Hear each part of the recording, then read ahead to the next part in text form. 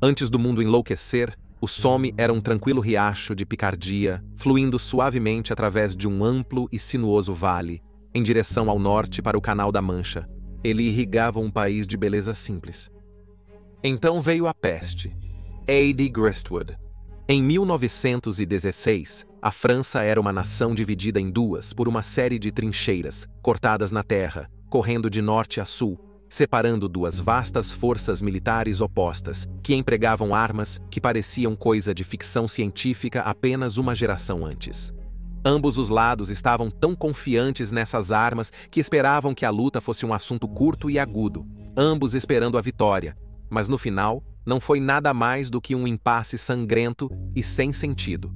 A Grã-Bretanha entrou em guerra em honra de um tratado que havia assinado com a Bélgica, que o Kaiser alemão Wilhelm II desconsiderou quando suas tropas invadiram o pequeno país neutro, procurando contornar a principal linha francesa. Na época, o Império Britânico era o mais poderoso da história, mas essa força residia principalmente em sua marinha. No continente, tropas profissionais acostumadas a reprimir levantes de tribos nas partes remotas do Império lutavam para lidar com as realidades da guerra moderna. O resultado foi um banho de sangue, potencialmente levando à guerra mais violenta. O primeiro dia na história do exército britânico. O primeiro dia da Batalha do Somme. Bem-vindo às guerras do mundo.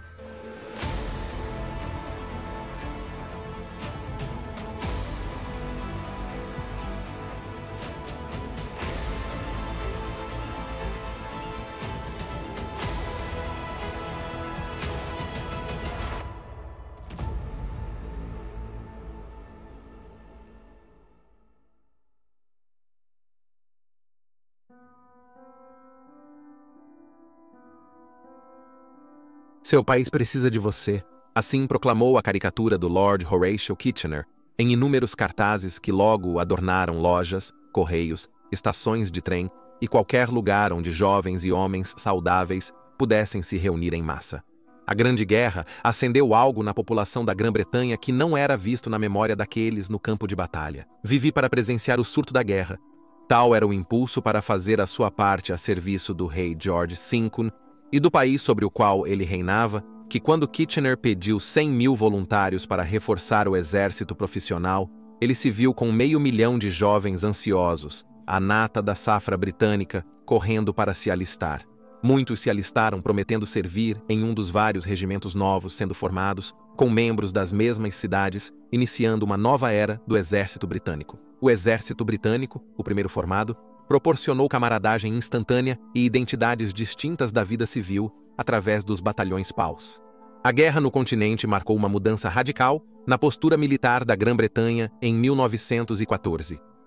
Como uma nação insular e possuindo a marinha mais poderosa do mundo, a política britânica para conflitos europeus no final da era vitoriana era frequentemente deixar os vizinhos resolverem entre si, enquanto a poderosa marinha real garantia que tais conflitos nunca atravessassem o Canal da Mancha. Agora, com a Grã-Bretanha sendo levada a uma guerra terrestre sem precedentes no continente, ela estava tendo que correr atrás do prejuízo em sua mobilização. Ter 500.000 voluntários ansiosos para entrar em ação era um bom começo, mas a rede de apoio do exército britânico simplesmente não conseguia lidar com a necessidade repentina de vestir, armar e treinar todos eles. Muitos desses novos regimentos se viram aprendendo rotinas de treinamento em suas próprias roupas civis, usando bengalas para substituir rifles. Algumas unidades nem sequer viram um rifle real até 1 ou 2 semanas antes de serem enviadas para a França. Partindo para o continente, este novo exército britânico de patriotas deixou para trás multidões entusiasmadas, a quem prometeram que tudo estaria resolvido até o Natal. O Natal de 1914 chegou, mas sem um fim à vista. O Natal de 1915 chegou com perspectivas igualmente pequenas de paz, enquanto para milhares de famílias, os detalhes de seus filhos, últimos momentos na Terra vieram na forma de um telegrama informando que ele havia sido morto em batalha.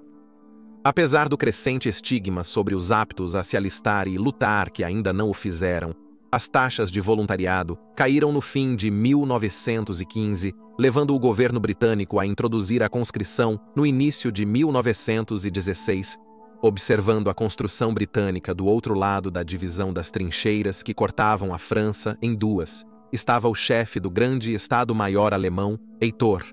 Analisando todo o quadro estratégico das potências centrais no início de 1916, ele concluiu que a Grã-Bretanha era agora o inimigo número 1 da Alemanha e as maiores ameaças às ambições do Kaiser no continente e além. A guerra no leste contra uma Rússia cada vez mais instável ainda estava em grande parte a seu favor, enquanto na sul da frente, os esforços italianos contra as tropas predominantemente austro-húngaras haviam estagnado. Ele acreditava que a França não tinha estômago para continuar o derramamento de sangue por muito mais tempo, mas a Grã-Bretanha ainda tinha sua poderosa marinha, ainda estava construindo seu exército, incluindo tropas de seu império, e era capaz de produzir os materiais para a guerra em escala industrial, graças às importações de matérias-primas por mar. Portanto, ele sugeriu ao Kaiser Wilhelm II que, para alcançar a vitória em 1916, o primeiro passo seria a Marinha Imperial Alemã instigar uma política de guerra submarina irrestrita, destruindo o máximo possível de navios que se aproximavam da Grã-Bretanha, para impedir que os materiais de guerra chegassem às fábricas britânicas e, possivelmente, até mesmo forçando a população britânica a se submeter por meio do afundamento de remessas de alimentos. Ele então propôs uma ofensiva alemã antecipada, antes das esperadas ofensivas de verão anglo-francesas, contra um alvo que ele sabia que os franceses se sentiriam compelidos a usar tudo o que tinham para repelir. A ofensiva atuaria como isca para atrair o máximo de tropas francesas possível para uma zona de morte por artilharia criada pelos alemães, onde poderiam ser massacrados até o esquecimento. Tendo sangrado o exército francês até a morte, sua linha começaria a desmoronar, permitindo uma verdadeira fuga, ou, no melhor cenário, forçando os franceses a entrarem em negociações. De qualquer forma, os alemães poderiam então se concentrar em um exército britânico que estava sendo cada vez mais privado de suprimentos e apoio francês, e estava, no papel, em menor número que os alemães na frente ocidental. Falkenhayn escolheu a fortaleza em Verdun para seu ataque, sabendo que tinha um significado especial para os franceses por sua importância histórica, e após receber a bênção do Kaiser, ele atacou em 21 de fevereiro de 1916, aumentando ainda mais a aparente quase significância climática da batalha. O ataque foi liderado pelo 5º Exército Alemão, comandado pelo príncipe e herdeiro Wilhelm, o próprio filho do Kaiser. Como Falkenhayn previu, os franceses se comprometeram com a batalha, recusando-se a entregar um único centímetro de solo sem fazer o exército alemão pagar em sangue. Contudo, a disposição das armas de campo de Falkenhayn em 3 lados de Verdun as tornou tão eficazes quanto planejado.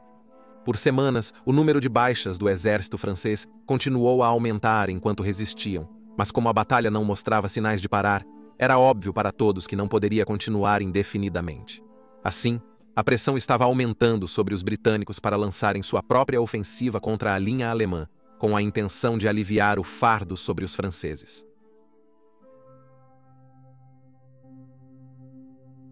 O assalto alemão a Verdun havia, como Falkenhayn previu, perturbado os planos aliados para um grande avanço no verão.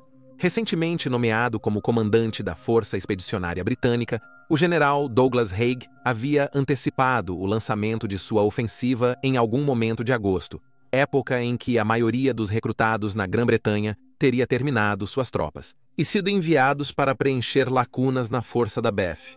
Este grande avanço seria lançado em Ypres, Bélgica, em conjunto com os franceses, que, lutando em solo natal, novamente suportariam grande parte do fardo.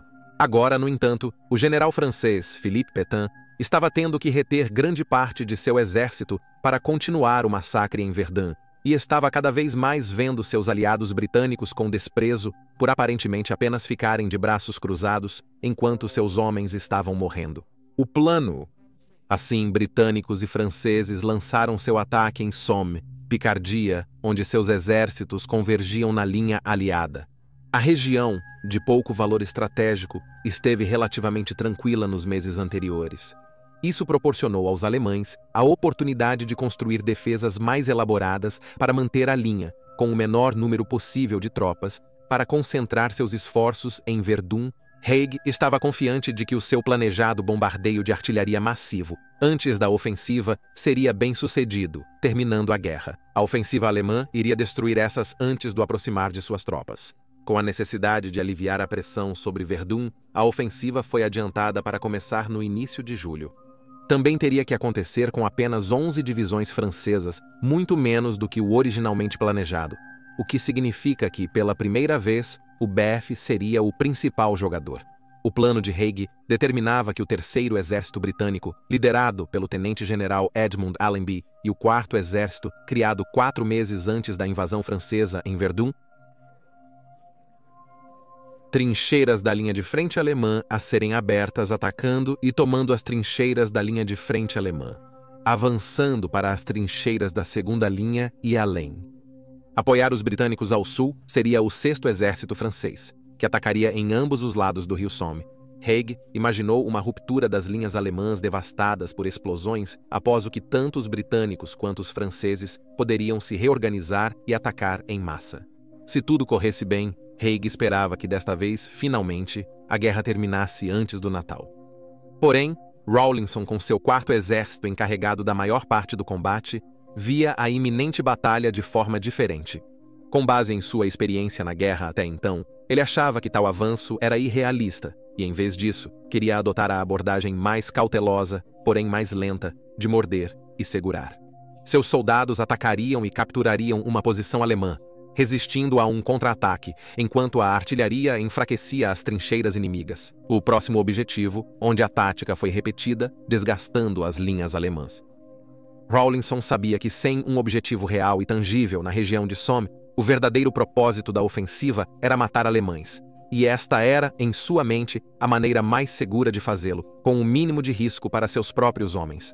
Dadas essas diferenças fundamentais de opinião, é difícil entender por que a questão de como o Quarto Exército deveria se comportar não foi totalmente resolvida até o final de junho de 1816.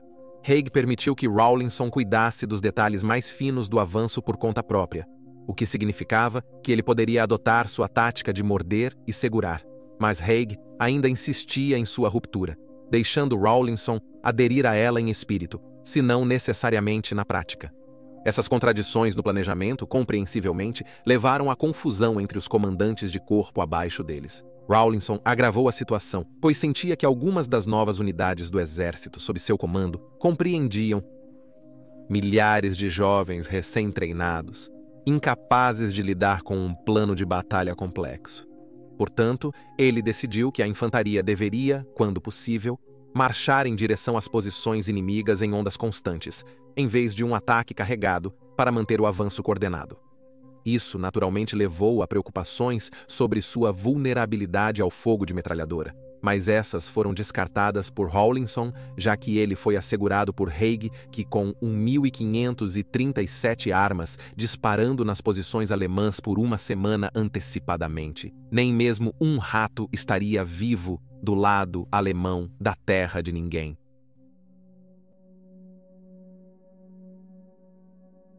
A região de Somme era predominantemente mantida pelo exército francês até a força expedicionária britânica começar a assumi-la. Os comandantes britânicos, ao analisar o novo campo de batalha, constataram que, considerando as baixas anteriores de ambos os lados, os franceses pareciam... As tropas alemãs na linha de frente adotaram uma política não oficial de convivência pacífica. A ação era, sempre que possível, evitada para não desperdiçar tropas em escaramuças, para que tantos quanto possível permanecessem aptos para a luta quando fizessem seu próximo grande avanço. No entanto, isso contrariava a opinião britânica, que exigia que o inimigo fosse assediado em todas as oportunidades possíveis, se não por termos práticos, certamente por razões psicológicas, promovendo uma agressão natural e ódio pelo exército alemão. Contudo, desestimular ações similares entre os alemães em suas tropas não era tarefa simples. A chegada dos britânicos provocou um aumento acentuado no bombardeio das posições alemãs no Somme antes do verão de 1916. Os melhores atiradores de cada pelotão nas trincheiras da linha de frente podiam atirar livremente em qualquer alemão que se expusesse. Naturalmente, isso levou os alemães a responderem da mesma forma, levando a mortais batalhas de nervos entre atiradores de ambos os lados, tentando obter a vantagem sobre o outro. A escuridão trouxe pouco alívio. Como não havia uma maneira eficaz de ver no escuro, exceto pelas estrelas que iluminavam brevemente o chão ao caírem na terra, era realmente viável sair das trincheiras apenas à noite. Equipes de invasão frequentemente atormentavam as trincheiras inimigas e faziam reconhecimento da área para preparar o ataque final. Igualmente, oferecia a chance de reparar suas próprias defesas. Em preparação para a ofensiva, artilharia de campo adicional foi trazida para a região para atender ao desejo de Haig de castigar a primeira linha de trincheiras dos alemães até a submissão, antes que seu inventário fosse ao topo, incluindo 400 canhões de artilharia pesada operando ao lado da artilharia francesa. Isso significava que a batalha que se aproximava estava prestes a ser iniciada por um dos bombardeios mais intensos da história. No entanto, não se esperava que eles fizessem o trabalho sozinhos. Os dois exércitos estão em guerra, um momento crucial para as tropas alemãs. Com posições em uma elevação acima das britânicas, decidiu-se tunelar e colocar grandes minas para detonar no início do ataque. 19 túneis foram cavados até as posições alemãs por equipes britânicas, muitas vezes compostas por mineradores experientes vindos das comunidades de mineração de carvão da Grã-Bretanha. Enquanto as unidades de escavação trabalhavam secretamente no subsolo, em 24 de junho de 1916 começou o bombardeio preparatório. Ao longo da semana seguinte, os canhões britânicos disparariam impressionantes 7 milhões de projéteis nas posições alemãs. Dado o imenso barulho do bombardeio que atravessava a terra de ninguém, muitas das tropas britânicas, até mesmo as mais experientes que haviam lutado nas terríveis batalhas dos 2 anos anteriores, e geralmente eram mais cínicas do que os ansiosos bataloues-pals, começaram a acreditar que nada seria possível. Os canhões britânicos lançaram 7 milhões de projéteis impossível sobreviver. A confiança e com ela o moral dispararam. Os homens do regimento East Surrey se divertiram quando descobriram que o capitão Wilfred Neville, um dos seus oficiais, havia produzido 2 bolas de futebol de couro para serem chutadas até as trincheiras alemãs. Do outro lado da terra de ninguém, as tropas alemãs se abrigavam enquanto bombas caíam ao redor. As trincheiras alemãs, mesmo sendo de invasores, protegiam mais que as dos soldados britânicos ou franceses. As tropas alemãs, com escassos recursos, tinham trincheiras no Somme de 10 metros de profundidade para se proteger do fogo inimigo. A discrepância se dava, pois os comandantes britânicos preferiam focar os recursos no ataque ao invés de preservar a linha e evitar impasses sangrentos. No entanto, o trauma psicológico de ouvir e sentir a terra sendo explodida ao seu redor teve um grande impacto nos nervos de muitos soldados alemães. O intenso bombardeio de granadas nos corpos dos soldados alemães foi um grande golpe para os soldados britânicos e além disso, alertou os alemães que britânicos e franceses estavam prontos para atacar, permitindo suas preparações. No entanto, uma pesquisa para um documentário da BBC, exibido em 2016, agora parece mostrar que os alemães já haviam sido alertados, graças à captura de 2 soldados britânicos insatisfeitos nas semanas que antecederam o início de julho, embora seja discutível o quanto de informação eles teriam sido capazes de fornecer. Os alemães também interceptaram com sucesso chamadas sem codificação por rádio e até mesmo telefonemas entre as unidades britânicas, revelando informações-chave sobre o iminente ataque. À medida que o dia 1º de julho se aproximava, as tropas britânicas continuavam a ser enviadas para missões de reconhecimento na terra de ninguém à noite. Lá, eles descobriram, para seu horror, que a esperada destruição das defesas alemãs, em particular as milhas de arame farpado, simplesmente não estava acontecendo, apesar do intenso bombardeio.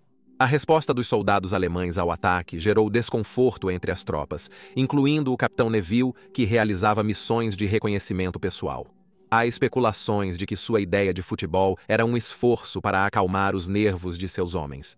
Vários fatores conspiraram para reduzir a eficácia do bombardeio.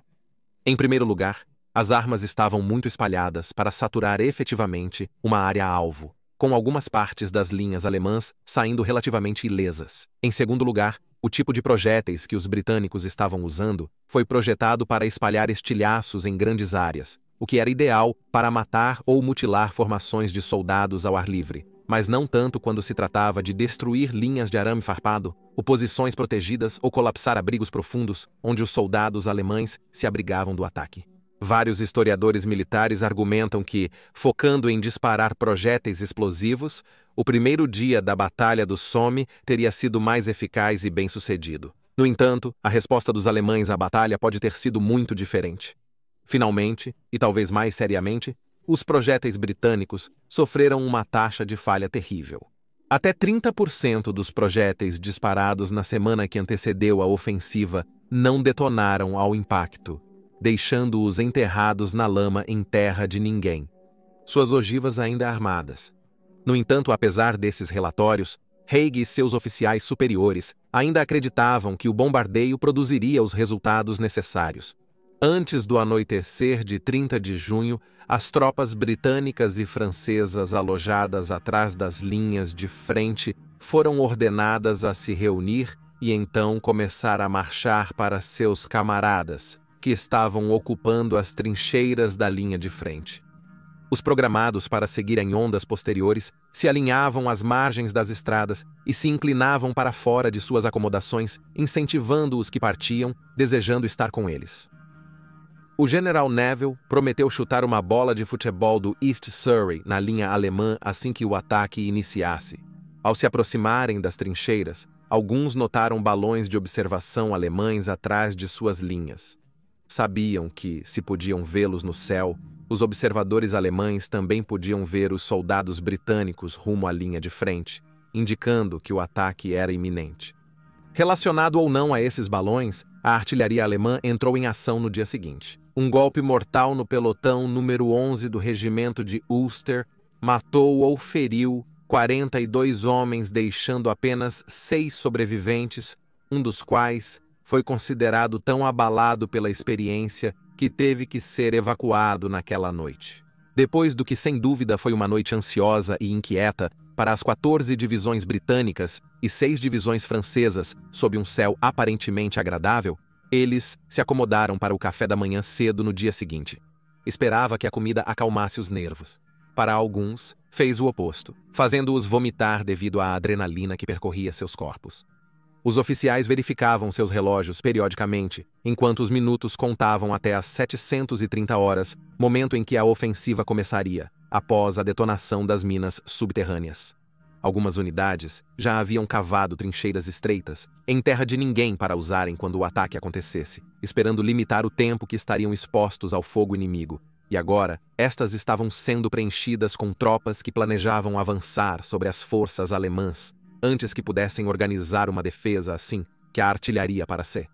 As minas foram ajustadas para explodir minutos após o início do avanço, evitando que tropas britânicas fossem atingidas pelas explosões. No entanto, a mina no reduto Hawthorne foi detonada 10 minutos antes. A cratera resultante foi um objetivo para ser capturado pelos homens, por ordem do tenente-general caçador Weston, comandante do 8º Corpo Britânico, protegendo-os de contra-ataques alemães. A mina explodiu às 720 horas do dia 1º de julho, foi a maior explosão feita pelo homem na história até aquele momento, enviando grandes quantidades de terra e rocha voando pelo ar. O som era tão alto que, segundo relatos, foi ouvido do outro lado do canal, nos arredores de Londres.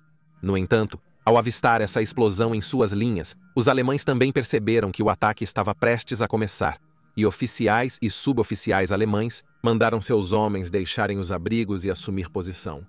Logo depois, as outras minas foram detonadas, e então, às 730 horas, apitos começaram a ser soprados ao longo das linhas britânicas, sinalizando o início do ataque. Algumas unidades já haviam saído das trincheiras, esperando que os minutos finais do bombardeio na primeira linha permitissem se aproximar das linhas alemãs para atacar antes de um contra-ataque alemão organizado, com a artilharia mudando para a linha secundária alemã. Relembrando o que aconteceu em seguida, o tenente Alfredo Band do 2º Batalhão, o regimento Middlesex da 8ª Divisão, disse: "Fui para o topo após um período indeterminado de terrível apreensão. Nossa artilharia parecia aumentar em intensidade, e as armas alemãs abriram fogo em terra de ninguém. O ruído era ensurdecedor, os gases asfixiantes e a visão limitada pela poeira e fumaça das explosões de granadas. Era um verdadeiro inferno. Eu estava momentaneamente esperando ser explodido em pedaços. Meu pelotão continuou a avançar em boa ordem sem muitas baixas, e havia chegado à metade do caminho para a linha Boche. De repente, um terrível fogo de rifle e metralhadora se abriu contra nós, e meus homens começaram a cair. Gritei para baixo, mas a maioria dos não atingidos já se abrigara. Caí em um buraco de granada, tentei me deslocar, mas as balas formavam uma barreira impenetrável, e expor a cabeça significava a morte certa. Nossos homens não estavam à vista, mas em todo o direções vieram gemidos lamentáveis e gritos de dor. A ilusão de poder caminhar até as linhas alemãs devastadas foi despedaçada em apenas minutos. A história de Bundy foi repetida várias vezes com outras unidades que se encontravam tentando encontrar qualquer abrigo da chuva de chumbo que estava sendo lançada contra eles. Mesmo podendo se mover, muitos descobriram que ao se aproximar das linhas alemãs, eram encurralados nas escassas aberturas na cerca de arame farpado abertas pelo bombardeio preliminar. Aqui, dezenas de homens foram abatidos enquanto os metralhadores alemães concentravam seu fogo nesses pontos de estrangulamento. O capitão Neville, do regimento East Surrey, foi visto chutando sua bola de futebol ao sair da trincheira, seguido por seus homens.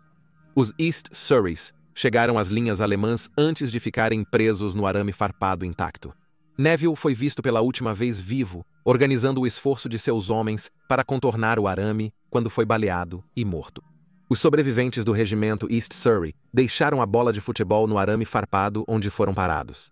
Nos batalhões PAOS, onde todos conheciam todos pessoalmente antes da guerra, o horror era inimaginável, pois os homens assistiam amigos e até mesmo membros da família sendo mortos diante de seus próprios olhos.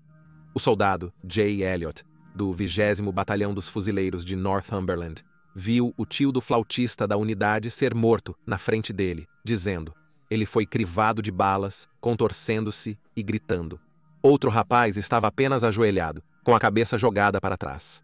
As balas só estalavam, arrancando grandes pedaços sangrentos de seu corpo.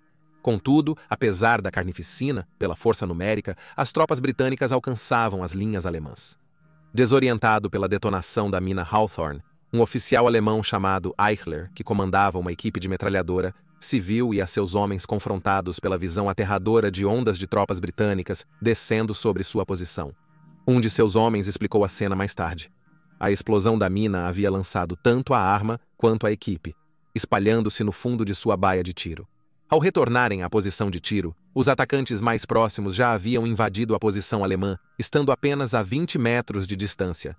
A arma abriu fogo, mas travou após 10 rodadas. Após a interrupção ser resolvida, somente mais 10 rodadas foram disparadas antes de travar de novo.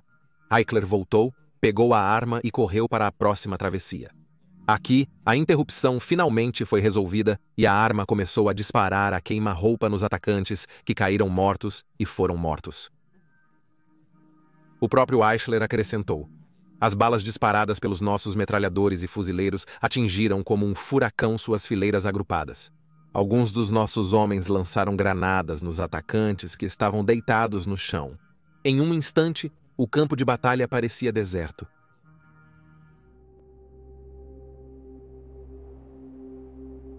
A ofensiva mal havia começado, e já o número de baixas era um número, Normus.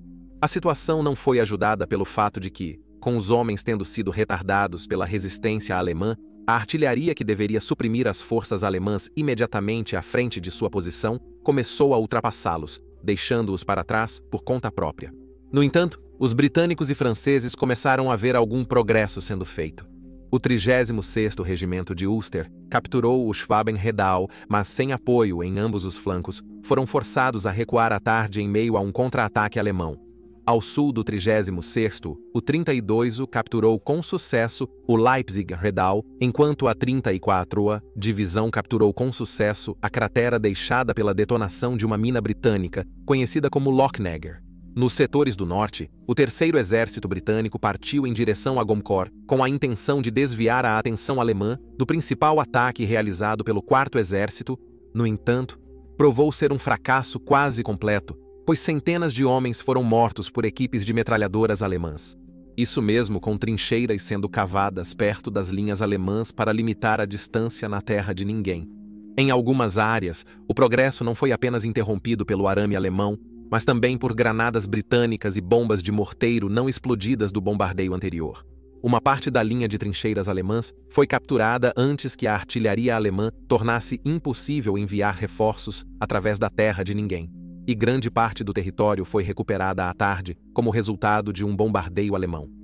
Ao final do dia, Os britânicos haviam perdido 6 homens para cada alemão morto nesta arena. Ao se mover para o sul na linha de frente, as posições alemãs ruíram diante do avanço britânico e francês. A 7ª e 21ª Divisão Britânica capturaram Memitz, apesar da forte resistência, isolando os alemães em Freikorps e forçando-os a abandonar a vila fortificada para os aliados. A leste, as 18ª e 30ª Divisões capturaram a vila de Montauban com sucesso. Mais ao sul, ao longo da linha aliada, as unidades veteranas francesas tiveram considerável sucesso ao avançarem em ambos os lados do rio Somme. Os alemães não esperavam que a ofensiva ocorresse tão ao sul, e suas posições defensivas estavam menos preparadas.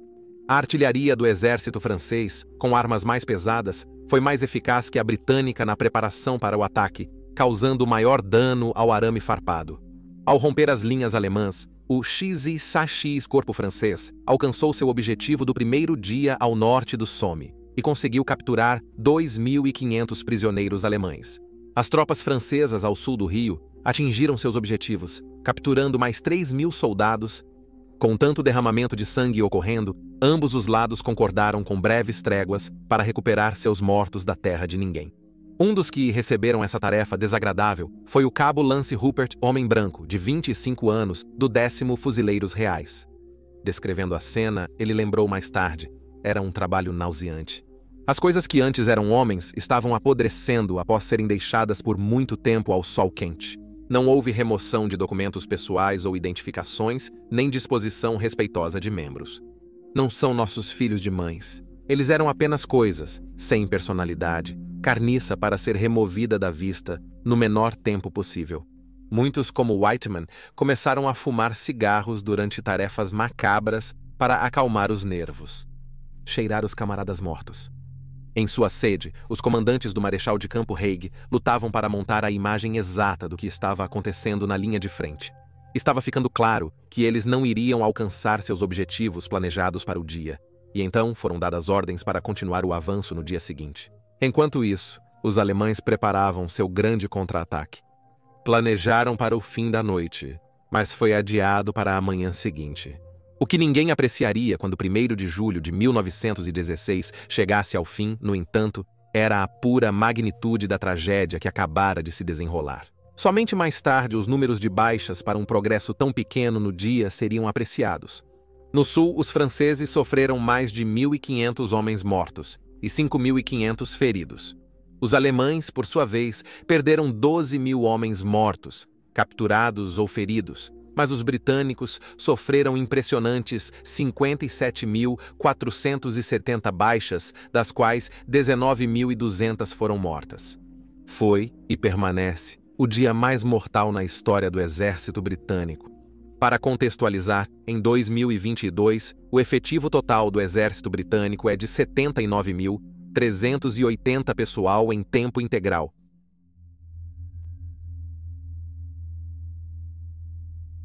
Apesar do dia mais sangrento ter passado, para os sobreviventes do primeiro ataque, era só o começo de uma campanha para encerrar a guerra. Após repelir os contra-ataques alemães, ataques adicionais dos aliados resultaram em mais 25.000 baixas até 13 de julho. Eventualmente, a Batalha do Somme se deteriorou em uma série de confrontos acirrados, com objetivos específicos projetados para desgastar os alemães e permitir a ruptura que Haig imaginava. No dia 14 de julho, 4 divisões britânicas atacaram a ponte Longueville ao amanhecer, com o apoio de um grupo de soldados britânicos.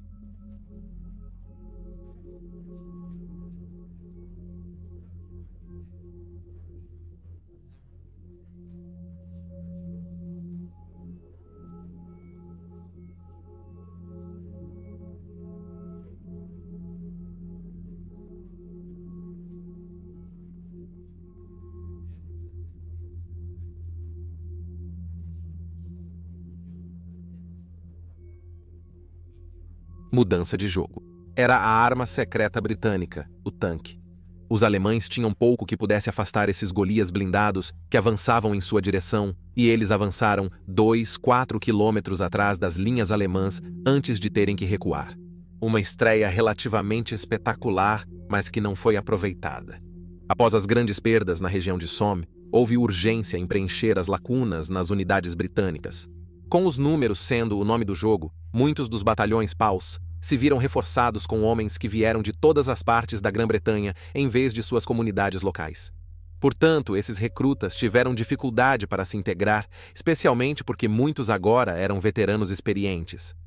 Ademais, esses indivíduos não locais presenciaram as identidades regionais dessas unidades recentes se desgastando, virando apenas mais uma unidade uniforme.